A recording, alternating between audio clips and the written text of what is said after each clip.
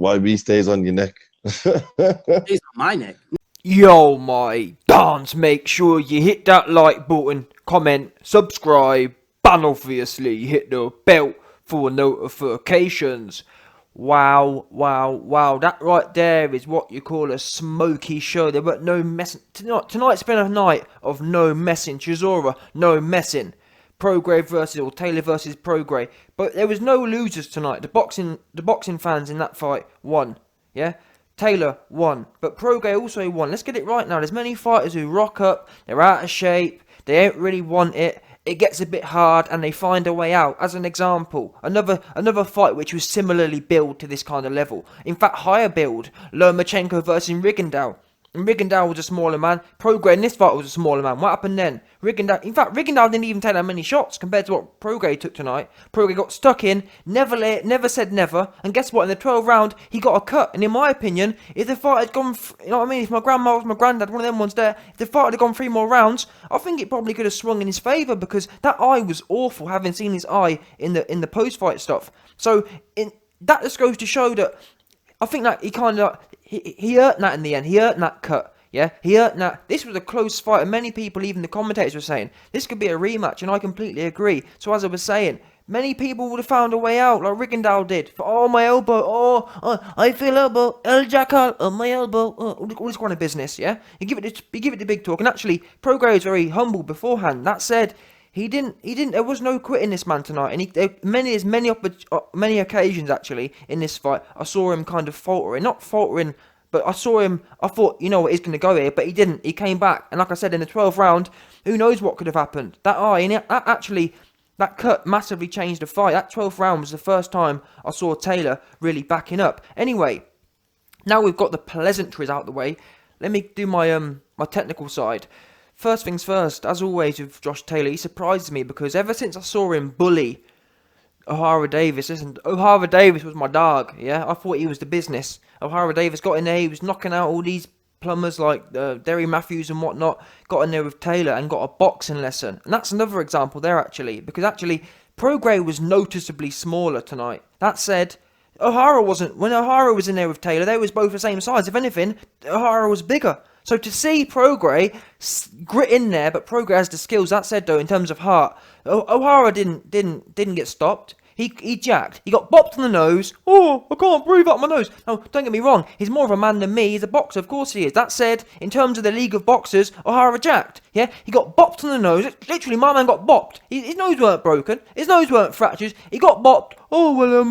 This game ain't really about taking damage. You know, it's not about taking damage. It's about having some balls, yeah? And representing your name. O'Hara's name is now dirt to boxing. He gets in there, he jacks, yeah? He's getting mugged off by, what's his name? Oh, I've got the guy's channel, TY Boxing. He gets mugged off by Ty and Booth day in, day out, and he can't say nothing about it because he got in there, he jacked, yeah?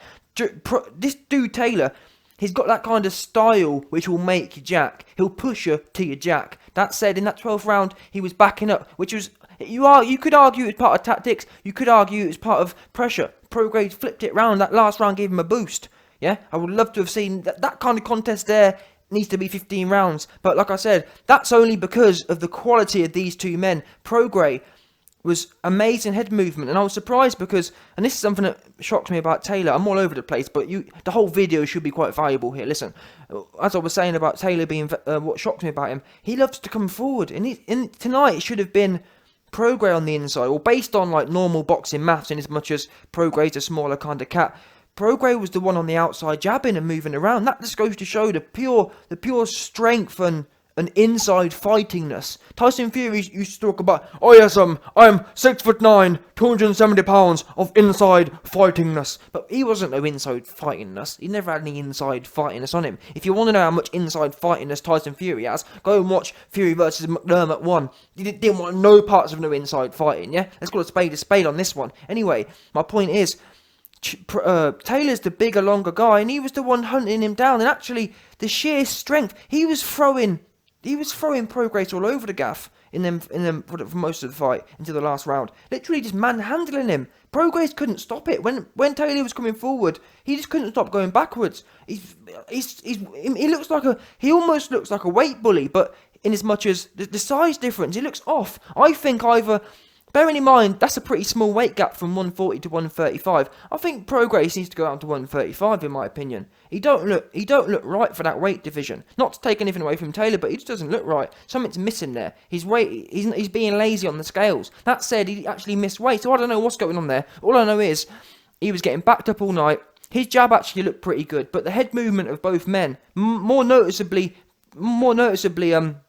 Prograis, very nice, and that's how it added up. When you look at after the fight, Prograis' face weren't tatted up. Prograis' face looked nice. I think he had a little nick, but he looked, bearing in mind he's been there with a Tartan tornado. Josh weren't messing. Let's call a spade on this one. Yeah, he weren't messing, not even a bit of messing. Both of them, man. I think Taylor had more damage on the inside. That said, he didn't get a knockdown. He didn't.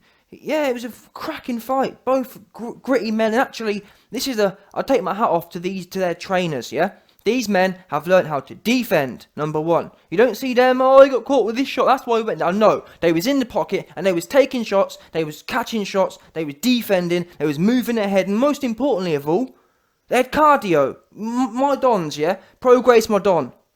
Josh Taylor, my don. Number one, you know the YB, I love cardio. These two men, cardio, yeah? Oh, well, he got tired, it's not his fault, it's not his trainer's fault, it's not all these excuses, yeah? Bottom line is, Prograis had cardio. Bottom line is, Josh Taylor had cardio. And that's what all these fancy ass trainers, these wannabe ass looking dudes who think they know boxing, yeah? What you'll notice is, cardio is the foundation. Every good fight you'll see, you'll notice half of it's to do with cardio. You don't see no good fights like that, back and forth fights. Another great example, Porter versus Spence. This reminded me of that kind of fight. That gritty fight based on fun, based on bottom line conditioning, bottom line technique. No, there was no muggy technique tonight. There was no muggy anything tonight.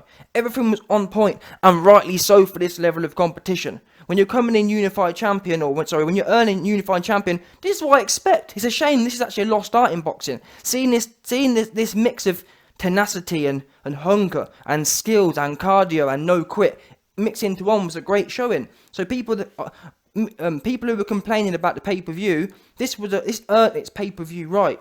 Bottom line, not saying the YB didn't pay, but don't watch that there. Listen, big man, the YB's broke out here, so don't worry about that. Listen, anyway, as I was saying, let me go on about before I finish, let me talk about some of the more technical aspects of this match.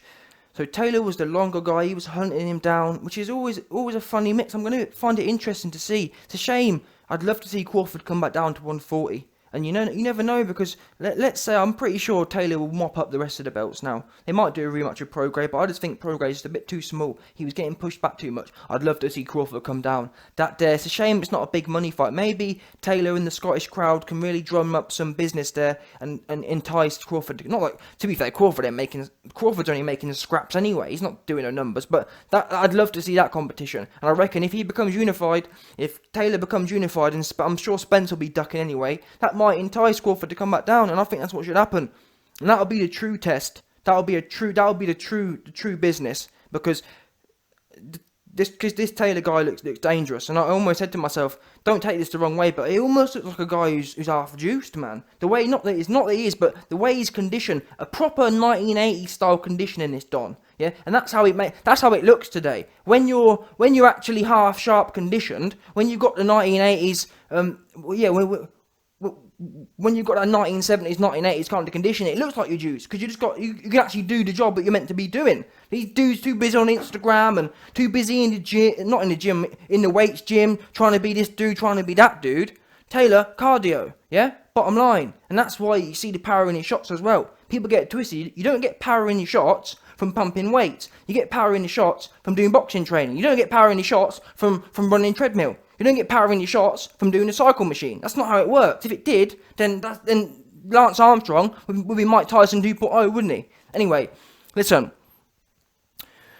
Boxing's a winner tonight. I've mentioned about the head movement. Both men was on point, and it wasn't just head movement's sake. There was actually Prograis was slipping nicely. Slip, roll. Really high level boxing tonight, and I was just surprised he was able to take the pressure of Josh Taylor. I think that, to be fair, I was about to say, I think not Josh Taylor's a bit one-dimensional, but I think he definitely needs to, not that he didn't have to in this fight, but I think he needs to add the other dimension to it, use a bit of his length sometimes to mix it up a bit more, because sometimes fighters can get into a rhythm, meaning that Prograis was pretty dialed in. He knew what he'd got used to Taylor marching forward and being all over him. But that said, I don't know, I could be wrong here. I'm just talking for, that's what YouTubers do. But listen, it might have been worth of Taylor mixing it up a bit more and going on, trying, seeing how the back foot works out. Because when you're Josh Taylor's a very rare type of fighter. He's a top caliber kind of fighter. When you're that top caliber kind of fighter, you can mix it up. I think I would like to have seen a round or two of him trying it the other way, because you never know. By mixing it up, sometimes that can give you that opening to get the stoppage. Does that make sense? And I've noticed this about Josh Taylor fights before. Sometimes it's a great, don't get me wrong, it's not a one-trick pony. I know he can do the other stuff, but I'm just saying that sometimes once fighters get dialed in a particular way, you ain't going to find an opening that way. You have to mix up, you have to open people up a bit more. And when you're doing, like, as an example, Josh Taylor almost reminds me of body sparring. Like, he's all over you, but that body sparring stuff, when you get used to when you know where your hands need to be, it's hard to open someone up. Does that make sense? And that's what you see him bang to the body a lot. And I don't know. I just think that he should be in to try and get, not to win fights. To win fights, don't get me wrong. I can see in this taking him most of the way. But also when you get to the higher level people, like, not that, listen, Prograis up there as well. But when I say higher level, I mean like the ultra like Crawford kind of level, Mayweather kind of level. When you get to that kind of level, you need to have a few more things. That said, this Prograis guy didn't necessarily need it against Prograis. But I'm just saying, that's something that I'm sure McGuigan and whatnot can work on. And actually, I just want to say this, that McGuigan, of all the young, well, not all of the young trainers, when you compare McGuigan to Ben Davidson, this here is what you call night and day. Yeah, bottom line. And it's not about, hey, it's sort of, hey, people get gassed about, oh, he needs an old school training. No, you just need trainers who have a proven track record. This Don here, McGuigan, the business. Yeah, the business. No messing about with McGuigan. If you go to McGuigan, there's no messing about, not even a bit of messing about. So don't ever get twisted about, oh, Adam Booth, everyone sucks Adam Booth off. I'll take McGuigan 9 times out of 10. I'll take McGuigan 10 times out of 10. Adam Booth's a massive, he got a big name, but what's he really done? He got David Haye he got David Haye all the way to jacking versus Klitschko. That's the pinnacle of his career. Yeah, he got David Haye to jack. Well done. Anyway, listen. Let me check my notes. Quick time. The physical size. He was just all over Prograis tonight. Back, he pushed, just weighing on him heavy. I got tired watching it. I got tired. Like, Prograis just couldn't hold his feet. Just too much pressure. But like I say, he needs to go down. He needs to go to 135, man. He needs to go to 135. And actually, that's the last thing I'll say is the way both of these boys mixed it up. Head, body. It was all. In fact, this is I've said it. I think that's what the theme of this whole video's been. The way it all just mixed in. It was a perfect mix of everything tonight. It was a perfect mix of everything. The only thing that was missing was, of course, the stoppage and the knockdown. But that's like I say. I think Josh Taylor needs to perhaps work on trying. You never know that mixing it up and trying to bust up Prograis with a jab. That might not have worked anyway. But you can try things for half a round and sack it off afterwards. That makes sense. That's the only thing I'd like to would have seen from Josh Taylor, because it was apparent. Then again, actually, I don't know, because in the 9th round, Josh Taylor gave it a good go, and it looked like Prograis might be ready to go, but I don't know, man. Either way, great fight. Needed more rounds on that one. Where Josh Taylor goes from here, I'm not even sure who's got the other belts, but I'm sure he'll scrape them up. I can't see it. No one comes to mind in that division who's better than Prograis. So I think there's Caleb. Is there Caleb out there? Yeah, he ain't no good. I've seen him. He ain't got no power. Josh Taylor will maul him to death. So yeah. Anyway, let me know your thoughts. Big man, great night, great performance, lads. Pat yourself, even Prograis, pat yourself on the back, because that there is like Sean Porter the other night. As good as Sean, that's just that kind of performance. You can't really complain with that one. It could have gone either way. No, tell a lie. No, Josh Taylor clearly won it for me. But when you add in the other things about how small he was, being that much, it looked 2 different weight classes. But bearing that in mind, how he fought tonight, he can go home a winner in my opinion. Let me know your thoughts. Big man team, the boy, the YB's out.